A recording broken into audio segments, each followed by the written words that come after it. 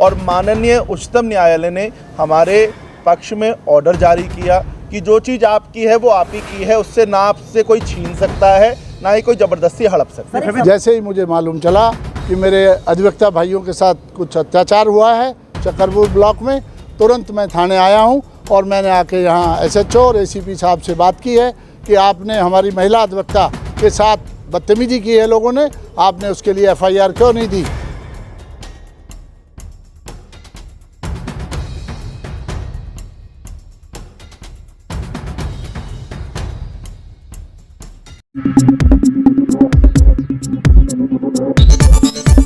मेरा नाम राकेश कुमार कोचर है, मुझे आर के कोचर भी कहते हैं। मैं बार काउंसिल दिल्ली में पिछले 16 साल से वकील भाइयों की सेवा कर रहा हूं। अभी मैं vice chairman bar council Delhi, को चेयरमैन और चेयरमैन एनरोलमेंट कमेटी रहा हूं। जैसे ही मुझे मालूम चला कि मेरे अधिवक्ता भाइयों के साथ कुछ अत्याचार हुआ है शकरपुर ब्लॉक में, तुरंत मैं थाने आया हूं और मैंने आके यहाँ एसएचओ और एसीपी साहब से बात की है कि आपने हमारी महिला अधिवक्ता के साथ बदतमीजी की है लोगों ने, आपने उसके लिए एफआईआर क्यों नहीं दी। तो हमने जैसे ही उनको विरोध किया तो उन्होंने तुरंत एफआईआर काटी है और उनका बयान दर्ज किया है, उसके लिए हम उनका धन्यवाद करते हैं। दूसरा, हमने कंप्लेंट की कि जो हमारे वकील भाई की प्रॉपर्टी पे गुंडों लोगों ने, जो बदमाश हैं जिन पे 20-20 हज़ार रुपये का इनाम है, उन्होंने कब्जा कर लिया और उन पे गोली चलवाई है। उसके लिए मैंने एसीपी अशोक कुमार और एसएचओ कमल, उनको मैंने रिक्वेस्ट की है कि आप इस पर तुरंत एफआईआर दर्ज करें और हमारे वकील भाई की जो प्रॉपर्टी पे नाजायज़ कब्जा कर रखा है उसका कब्जा तुरंत दिलाएं। और इसमें हाई कोर्ट ने, ऑनरेबल हाई कोर्ट ने इसमें संज्ञान लिया है और उन्होंने एक ऑर्डर पास किया है कि ये वकील साहब की जो प्रॉपर्टी है उस पर उनको कहीं आने जाने में कोई डिस्टर्ब ना करें। अगर कोई डिस्टर्ब करता है तो एसएचओ उसके लिए जिम्मेवार होगा और एफआईआर दर्ज करेगा।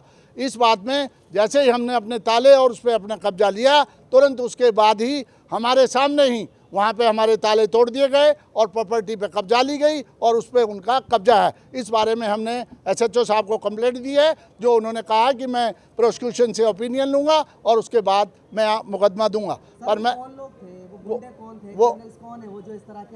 वो वहाँ के लोकल गुंडे हैं, पुलिस उनको जानती है, पुलिस उनसे सब तरह से उनकी छाटकाट है। और मैंने एसीपी अशोक कुमार साहब को और एसएचओ कमल जी को ये कह दिया है कि अगर 2 दिन में एफआईआर नहीं हुई तो आपको दोबारा से आपके थाने का घेराव करेंगे वकील भाई, और इसमें आपको न्याय करना पड़ेगा। आपको हम गुंडों को कब्जा करने नहीं देंगे। सर, ये मामला है कब का जो ये जब से सर, ये 12 तारीख का मामला है। 12 तारीख को ऑनरेबल हाई कोर्ट का ऑर्डर है, उसके बाद हमने अपने ताले और उसमें वो डाला। उसी दिन उन्होंने हमारे ताले तोड़ दिए, अपनी प्रॉपर्टी पर कब्जा कर लिया और हमारी एक महिला अधिवक्ता के साथ बदतमीजी की है, आउटरेज मोटरसी की है। वो गुंडे लोगों ने की है, उसमें नामजद हैं वो सारे के सारे। अभी हम उसका नाम नहीं, क्योंकि वो कल को भाग जाएंगे। वो महिला पुलिस स्टेशन में आई थी, महिला अभी मौजूद है पुलिस स्टेशन में। जिस वक्त में वो महिला के साथ बदतमीजी हुई है, वो महिला कंप्लेंट कराने पुलिस स्टेशन में आई, उसको क्या आश्वासन पुलिस के द्वारा मिला? पुलिस ने उसको कहा कि हम आपकी एफआईआर दर्ज करेंगे, पर पुलिस ने जल्दी से एफआईआर दर्ज नहीं की। जब हम लोग यहाँ वकील भाई सारे इकट्ठे होकर आए और दबाव बनाया, हमने उन पर कहा कि आप ऐसे जब एक वकील अधिवक्ता को आप न्याय नहीं देंगे, उसकी एफआईआर नहीं करेंगे, तो आम जनता की कैसे करेंगे। तो उन्होंने फिर उनका बयान लिखा है और उस कंप्लेंट पे अभी एफआईआर की कॉपी हमें दे रहे हैं। वो आपकी अपील क्या है फिलहाल? हमारी अपील ये है कि जो हमारे ताले तोड़े गए हैं, जो हमारा कब्जा उन्होंने ले लिया है, उस पर तुरंत एफआईआर करी जाए उन गुंडों के खिलाफ और हमारा कब्जा वापस दिलाया जाए। वो जमीन स्कूल ब्लॉक शकरपुर की है। 200 वर्ग गज का ये प्लॉट है। 5 मंजिला इमारत बनी हुई है। कब्जा कब से है? पिछले महीने की 14 तारीख को वो लोग उस मकान में घुसे थे बदमाश, लेकिन हम तो न्याय प्रिय हैं और खुद अधिवक्ता हैं, तो इस नाते हमने झगड़ा नहीं किया, कोई विरोध नहीं किया। हमने कानून का ही सहारा लिया और माननीय उच्चतम न्यायालय ने हमारे पक्ष में ऑर्डर जारी किया कि जो चीज़ आपकी है वो आप ही की है, उससे ना आपसे कोई छीन सकता है ना ही कोई ज़बरदस्ती हड़प सकता है। दीपक, यहाँ पे ताला मारा था, वहाँ पे पुलिस भी थी, वहाँ पर आप लोग काफ़ी संख्या में थे, वहाँ पे उस समय मीडिया भी मौजूद थी, तो वो ताला तोड़ दिया गया है? जो ताला आपने अपना हाथ से लगाया वो था, ताला तोड़ दिया गया है। बदमाशी की इंतहा है। तो इसीलिए तो आज हमारे चेयरमैन साहब हमारे बीच में हैं कि गलत काम को, हमेशा ये हमारे साथ खड़े होते हैं कि गलत काम को रोका जाए। आज सर के आने से हमारा मनोबल चरम सीमा पर है।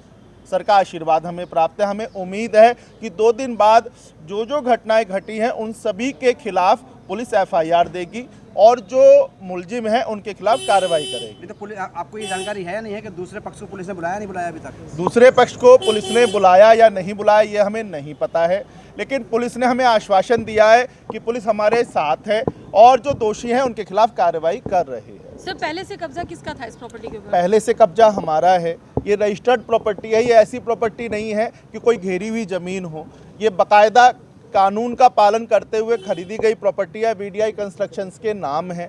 इसके अंदर कोई गैरकानूनी काम हो ही नहीं सकता। तो सर, किस तरीके से ये जो बदमाश आप बता रहे हैं कि इनका काम ही है कब्जा करने का, तो इनके पास ये प्रॉपर्टी कैसे पहुंच जाती है? आजकल लोग क्या करते हैं मैडम कि 2 लाख रुपए या किसी 10 करोड़ रुपए की चीज़ को खरीदते हैं और उसमें करोड़ 2 करोड़ रुपए बयाना दे देते हैं और बाद में बदमाशी कर करके उसके अंदर पेमेंट ना देनी पड़े तो बदमाशी के जरिए से रजिस्ट्री कराने का प्रयास करते हैं। एफआईआर आपने की है, जरा दिखाएंगे एक बार कैमरा में? एफआईआर रिसीविंग अभी मेरे पास नहीं है, वो एसएचओ साहब के पास है।